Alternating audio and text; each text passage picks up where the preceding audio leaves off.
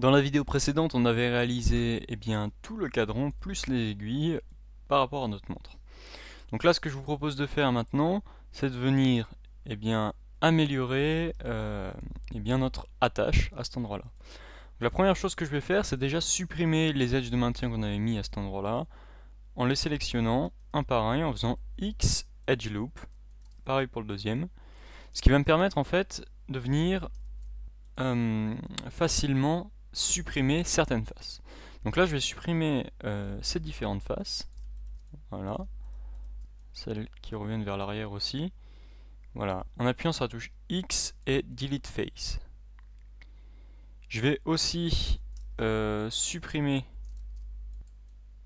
Alors, je vais plutôt d'ailleurs d'abord compléter ces faces. Donc je vais décocher ici l'affichage du Subdivision Surface et je vais compléter en fait les différentes faces qui composent mon attache comme ceci. Donc là, je vais pouvoir intégrer un premier maillon à cet endroit-là. Bien sûr, il va falloir que j'affine un peu mieux cette forme. Donc pour affiner un peu mieux cette forme, ce que je vous propose de faire, c'est dans un premier temps, on va monter ici le Subdivision Surface. Ensuite, on va venir rajouter à nouveau nos edges de maintien qu'on avait placés lors de vidéos précédentes, comme ceci. Et donc vu de haut, on va reshaper légèrement cette attache. Donc, remarquez qu'en tirant des points comme ceci, des zones de vertex, on va pouvoir réaffiner notre attache. Donc là je vais faire quelque chose d'un peu plus carré. Voilà. Peut-être avec plus de courbes sur les côtés vers l'intérieur, mais peut-être plus carré pour l'arrivée. Donc pour que ça soit un peu plus carré, je vais déjà faire un flat avec S et Y et 0, donc comme on l'a vu dans les vidéos précédentes. Donc faire un flat sur l'axe Y, et je vais faire une légère extrusion vers l'avant, comme ceci, et ça va avoir pour effet donc de me flatter l'avant. Et bien sûr, il va falloir que ensuite je refasse un bon positionnement. Donc là, je me mets dans une vue qui convient, et j'essaye progressivement de redéplacer mes vertex. Alors là, pour faire une désélection, j'appuie sur B, et avec le clic de la molette de la souris, je peux venir désélectionner ce qui se trouve à l'intérieur de ma sélection. Donc là, approximativement, on vient placer cette forme, comme ceci. Et là, ce que je vous propose de faire, c'est aussi de monter cette zone de vertex pour qu'on soit un peu mieux aligné. Voilà. Et on va faire une sorte de dégradé sur cette attache. Donc ce qu'on va faire, c'est qu'on va sélectionner ces différents vertex. On va faire Edge Slide et les pousser légèrement en arrière. On va faire la même chose pour les deux vertex qui se trouvent dessus. Edge Slide, on va les pousser légèrement en arrière. Et pour les deux vertex qui se trouvent devant, on vient les positionner à la main, un peu plus en avant. Et remarquez que en fait, ça va nous faire une courbe assez intéressante pour le maillage. Voilà, donc maintenant qu'on a une attache qui est prête pour accepter un premier maillon, ce que je vous propose de faire, c'est de modéliser ce premier maillon. Alors on va se resservir des faces qui existent déjà à l'intérieur. On va faire Shift D et appuyer sur la touche P pour séparer dans un nouvel objet notre sélection. Alors notez que ça garde aussi les informations de miroir, etc. Donc ce qui est quand même assez pratique. Et là je vais faire Shift H pour garder uniquement ce premier maillon. Et je vais le réarranger un peu ce premier maillon. Pour tout vous dire, je vais d'ailleurs merger ces deux points ensemble. Donc avec la touche W, je viens les sélectionner, je viens faire Merge at last pour venir merger au dernier point que j'ai sélectionné. Je vais faire pareil, W merge at last. Donc là, j'ai quelque chose de plutôt simple en termes de géométrie. Alors, je vais tout de suite remettre le petit add-on, donc Screencast, qui vous permettait de visionner en bas de l'écran les différentes touches que je presse. Ça me semble plus sympa, voilà. Et là, en fait, ce que je vais faire, c'est une extrusion au niveau du dessus. Donc là, je fais une extrusion et je fais un simple clic pour valider l'extrusion. Et ensuite, avec mon petit gizmo, je peux venir ici rapprocher la forme. Ensuite, je vais compléter la face du dessus, comme ceci. Et je vais faire exactement la même chose au niveau du dessous. Je vais sélectionner cet edge, faire une extrusion et faire tout de suite une validation avec le clic gauche. Je vais rentrer avec l'axe Y les points vers l'intérieur jusqu'à qu'ils rentrent en contact.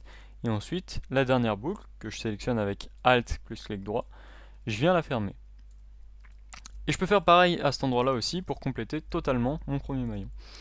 Alors si je reviens maintenant avec Alt H, remarquez que le maillon n'épouse pas totalement la forme de mon attache, ce qui n'est pas souhaitable.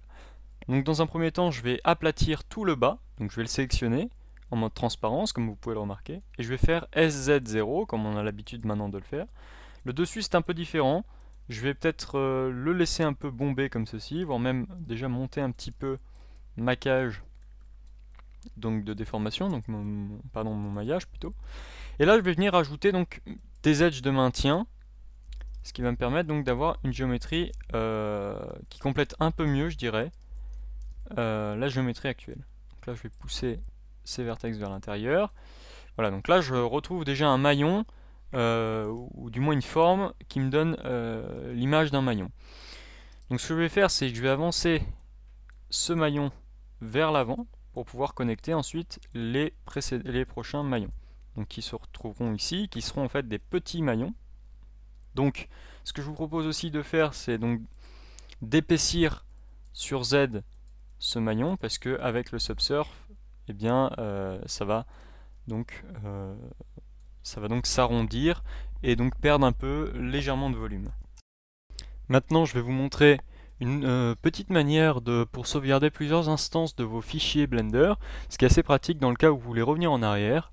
Donc là ce que je vais faire, c'est que je vais aller dans File, Save tout simplement, enfin plutôt Save As, excusez-moi, et je vais appuyer sur la touche plus, et en fait ça va m'incrémenter le numéro de mon fichier Blender. Donc je sauvegarde, et là je suis dans Montre de Blend, comme vous pouvez le remarquer. Donc là j'ai mon maillon, qui est plutôt simple, mais qui convient dans notre cas. Et en fait je ne vais pas modéliser la barre métallique qui se trouve au milieu, mais sachez qu'il y a une barre métallique, bien sûr, afin donc de tenir ce maillon.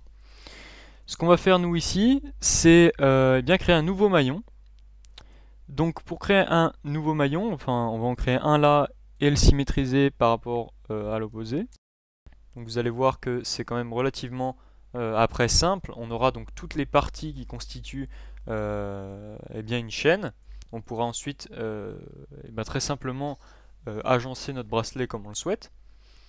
Donc ce que je vais faire, c'est en fait donc deux petits maillons sur le côté, donc un là et une duplication de l'autre côté, et je vais quand même créer un maillon central, puisque celui-là a plus la forme du maillon qui vient s'attacher en tête, c'est-à-dire il vient vraiment s'attacher à cet endroit-là sur la tâche que l'on a créée au niveau du dessous de la montre.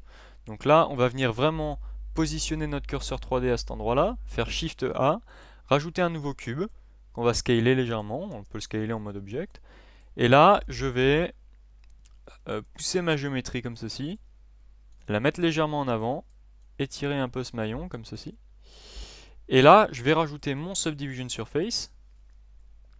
Donc juste ce que je peux faire, c'est le repositionner à cet endroit-là.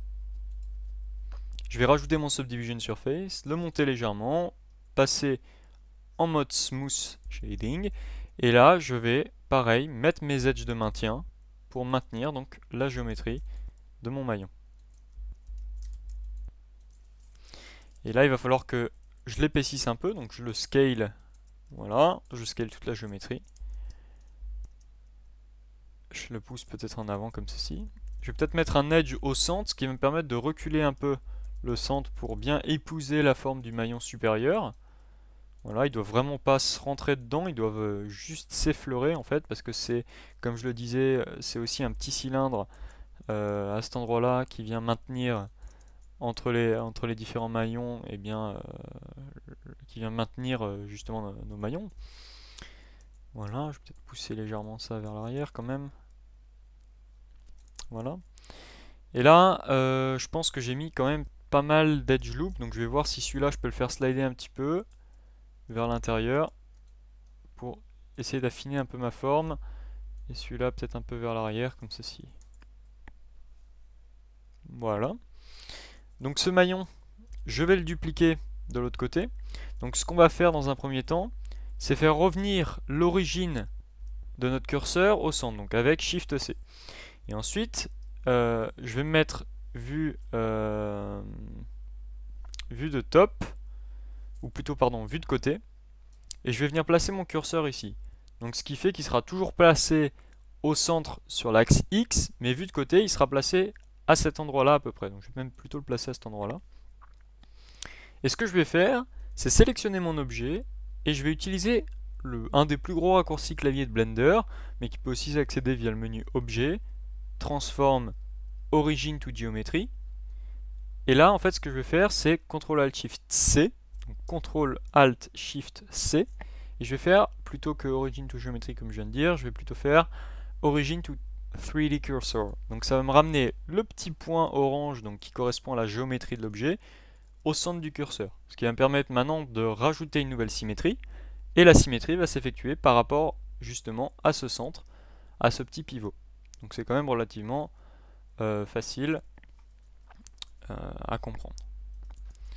Voilà, donc maintenant que j'ai mes deux maillons à cet endroit-là, alors je vais peut-être les affiner un peu mieux. Ça, je vais en faire un SY0 sur l'axe. Peut-être l'avancer légèrement. Voilà, comme ceci. Je vais peut-être rentrer un petit peu mes vertex vers l'intérieur pour que ça soit un peu plus aplati. Je vais sélectionner toute cette partie, la re-rentrer à nouveau vers l'intérieur. Voilà. Donc là, j'aplatis en quelque sorte l'intérieur de mon maillon, alors que l'extérieur, je le laisse un peu plus arrondi comme on l'a vu. D'ailleurs, si je me mets vue de côté, je peux aussi venir scaler toute cette partie un peu vers le haut. Voilà. Et celle-ci aussi. Voilà.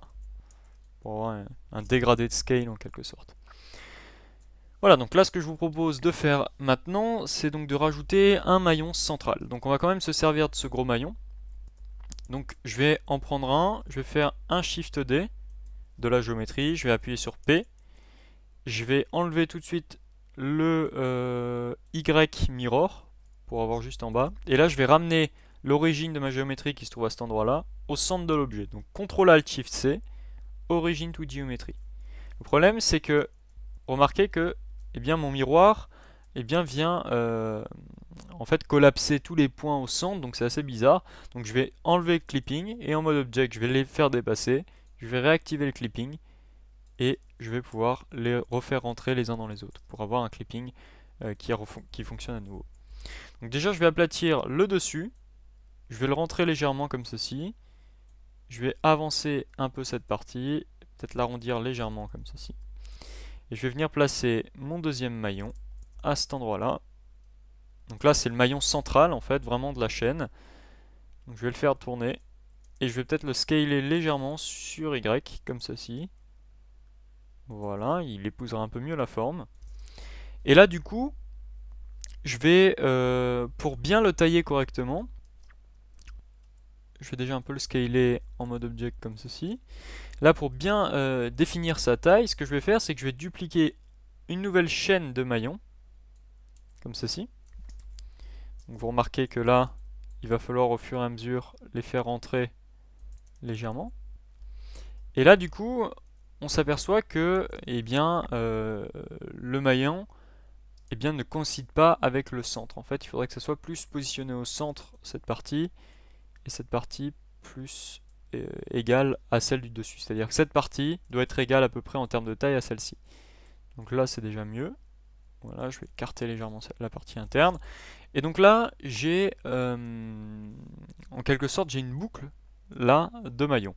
C'est-à-dire que je peux très facilement rajouter un nouveau maillon central, puis à nouveau les deux maillons qui le contournent comme ceci. Et je peux ainsi faire la chaîne de ma montre. Alors les maillons du côté, je vais peut-être les scaler un petit peu. Donc je vais revenir sur les premiers maillons et les baisser en termes de taille. Voilà, je trouve que c'est pas nécessaire forcément d'avoir une grosse taille. Et juste pour, disons, le cas de conscience, je vais quand même rajouter les petits cylindres que l'on retrouve à l'intérieur de ces différentes parties. Alors après coup, regardez, voilà, je préfère en fait refaire venir ces parties pour avoir mon bord peut-être un peu plus saillant que tout à l'heure. Je sais pas, j'hésite un peu. À vous de voir vraiment selon le design de la montre que vous voulez faire. Nous on va laisser comme ça pour l'instant. Ce que je vous propose donc de faire, c'est de venir quand même rajouter les petits cylindres et de les faire légèrement dépasser. Ça va rajouter un peu de détail, intéressant je pense, c'est intéressant à faire. Donc là je vais peut-être recaler un peu ma géométrie. Remarquez que la géométrie là elle est un peu tordue. Donc là je vais faire un SY0, un scale sur Y légèrement, sur X légèrement, pardon. Donc là j'ai une géométrie beaucoup plus propre que je peux ensuite tourner, mais comme je sais qu'elle est unie en termes d'alignement, je peux la tourner sans souci. Et elle sera unie lors de la rotation. Voilà. Alors, il y a peut-être aussi quelque chose qui me chiffonne un peu, c'est que le maillon de la tâche est peut-être un peu grand. Donc je vais le rapprocher, comme ceci, à peu près jusque là. Et je vais sélectionner les attaches, et je vais en faire de même. Alors pareil que tout à l'heure, je vais aplatir cette boucle à cet endroit-là, ce qui me permettra d'être un peu plus confiant quant à l'alignement de mes différents points. Voilà. Et en fait, je vais rapprocher un peu à l'arrière cette partie du maillage et cet edge loop, donc que je sélectionne avec Alt puis clic droit, je vais le faire slider légèrement et je vais le faire rentrer un petit peu comme ceci. Donc là, en fait, ça me permet d'avoir une géométrie un peu plus sympa, un peu moins grande. Donc là, du coup, les grands maillons, ici, les petits maillons deviennent vachement importants en termes de taille. Je peux déjà supprimer cet edge loop et je vais rapprocher un petit peu le maillon comme ceci. Donc vous voyez, en fait, il faut toujours ajuster ce qu'on fait. Donc là, j'ai rajouté 2 edge loops pour voir ce que ça peut donner. Je vais peut-être supprimer cet edge loop. Voilà. Ça me donne une forme peut-être plus intéressante à cet endroit-là. Et je vais peut-être faire slider légèrement cet edge loop vers l'intérieur.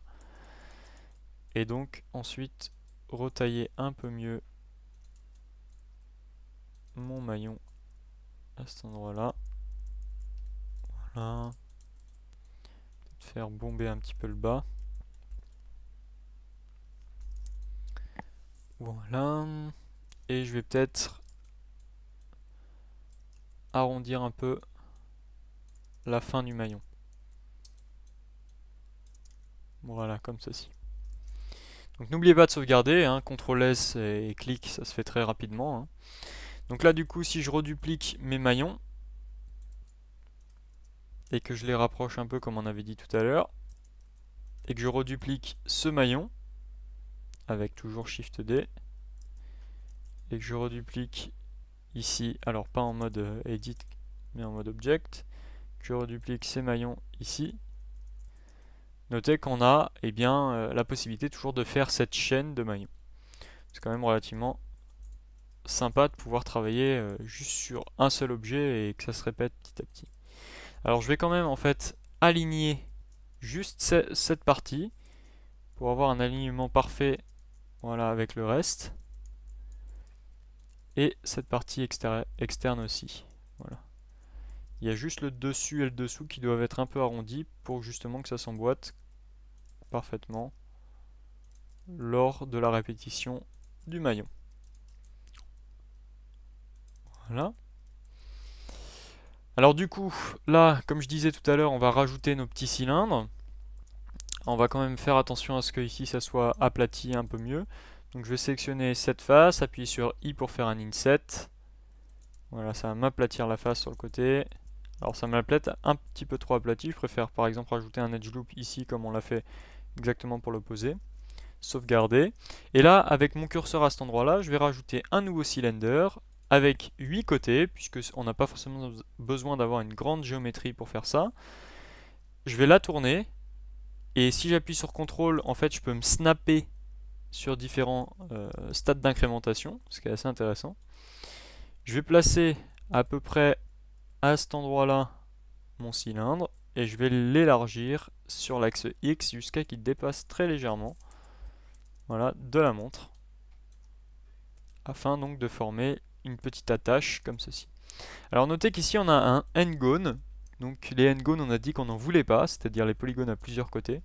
Donc là on va appuyer sur la touche K qui va faire apparaître un nouvel outil qu'on n'a pas encore vu, qui s'appelle le Knife Tool, donc c'est le couteau.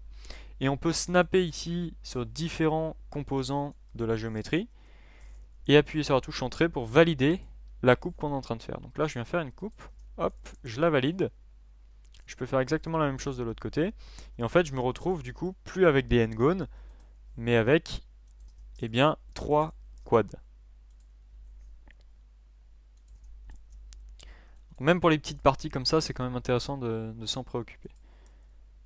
Je vais quand même les laisser flat, parce que ça ne pose pas de problème en fait. Et donc vu de haut, je vais ajuster légèrement quand même leur position. Voilà. Petit scale sur l'axe X. Et je vais ensuite pouvoir continuer mon maillon. Donc là, on va faire 4, je pense, maillons central. Voilà, 1, 2, 3, 4 pour la première partie du bracelet. On va dupliquer tout ça. Alors là, on va, au lieu de faire un duplicate simple avec Shift D, on va faire un duplicate en instance. C'est-à-dire, je vais appuyer sur Alt P cette fois-ci. Et vous avez remarqué une chose, c'est que quand je déplace de la géométrie à l'intérieur et que j'applique, que je reviens en mode objet, eh bien l'autre va aussi bénéficier de ces modifications. Donc c'est ce qu'on appelle une instance. Donc là, je vais faire Alt D et créer une instance de mon maillage, une nouvelle instance, à nouveau, donc là voilà, une dernière instance pour le quatrième maillon central, et pareil pour les petits maillons, je vais faire Alt D, je duplique une fois, Alt D, je duplique 2 fois, Alt D, 3 fois, Alt D, 4 fois, Alt D, il va falloir que je le fasse une 5e fois. Voilà. Alors en fait, quelque chose me chiffonne, ça tombe pas juste tout le temps, comme vous pouvez le remarquer. Nous on aimerait que ça tombe plutôt juste à chaque fois, au niveau des maillons. Donc là du coup en fait, ça voudrait dire que techniquement, on est à peu près à cette distance à chaque fois. Donc remarquez, hop, là on serait à peu près là, ce qui ne convient pas du tout. Là on serait à peu près là. Cela n'existerait pas et on serait à peu près là. Donc il y a quand même une grosse différence. Ce qu'on va faire, c'est qu'on va le faire bien descendre en instance. Ça va descendre donc forcément de l'autre côté. Et là, on va pouvoir les réajuster au niveau de leur positionnement un peu mieux. Vous voyez l'avantage de faire des instances, c'est qu'on peut très rapidement effectuer des modifications sans gêner tout le processus de création par la suite. Donc là, par exemple, comme je suis sur une instance, je peux très bien remonter cette partie et tout le reste va se monter. Voilà, donc je peux même faire plutôt un flat, comme on a l'habitude de le faire avec SZ0. Et en fait, je vais faire un flat aussi en haut. Je voulais faire une sorte d'imbrication, mais je trouve que ça rend pas très bien. Je préfère laisser carrément quelque chose d'assez flat. En bas aussi, on va faire ça. Et on va supprimer... Alors cet edge, on va le descendre un peu vers le bas. On va le flatter aussi.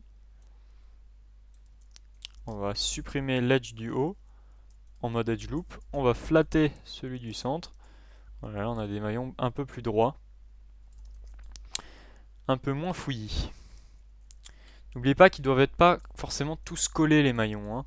C'est vraiment ils sont vraiment maintenus par le petit cylindre dont je parlais à l'instant. Par exemple là au niveau du dessus, je pense qu'on peut légèrement décaler, ce qui va avoir pour effet de nous remonter en fait tous les petits maillons. Je peux les replacer comme ceci, voilà. Voilà, donc en même temps, vous voyez, la 3D, on fait pas mal de recherches, on essaie de trouver des combines, mais je pense que c'est vraiment important de s'atteler au moins à cet exercice au moins une fois, puisque c'est vraiment là qu'on découvre la 3D, c'est en faisant des tests. Donc là, pareil, je viens faire des instances avec Alt D, à chaque fois que, comment dire, à chaque sortie de maillon, je viens faire une instance. Donc là, alors là, j'ai un problème, ça va pas passer. Je vais déjà faire une petite extrusion ici pour peut-être combler un petit peu le bout. Voilà, ça me semble peut-être un peu mieux. Je vais peut-être la pousser finalement, juste comme ça. Voilà. Et donc je vais reprendre mes petits cylindres. Alt D pour faire une duplication en instance. Alt D à nouveau, ici. Voilà. Donc je vais refaire un Alt D. Première fois. Un nouveau Alt D. Alt D à nouveau, voilà, vers l'intérieur. Alt D. Voilà. Donc là, notez que si je fais donc pareil une action à l'intérieur, ça va me faire l'action pour tout le reste. Bien écoutez, je pense que dans cette vidéo on en a fait quand même pas mal. Je pense qu'il vaudrait mieux qu'on s'arrête parce que sinon on va saturer. Donc je vous conseille vraiment de faire des pauses et de tester exactement ce qu'on fait. Ça va vous permettre d'avancer en fait. Et n'hésitez pas si vous avez vraiment des problèmes à faire des pauses parce que en général c'est quand on fait des pauses que notre cerveau inconsciemment y réfléchit à tout le travail que l'on a fait. Donc là, ce que je vous propose de faire, c'est dans la prochaine vidéo qu'on continue notre bracelet. Donc je vous dis à bientôt dans cette vidéo.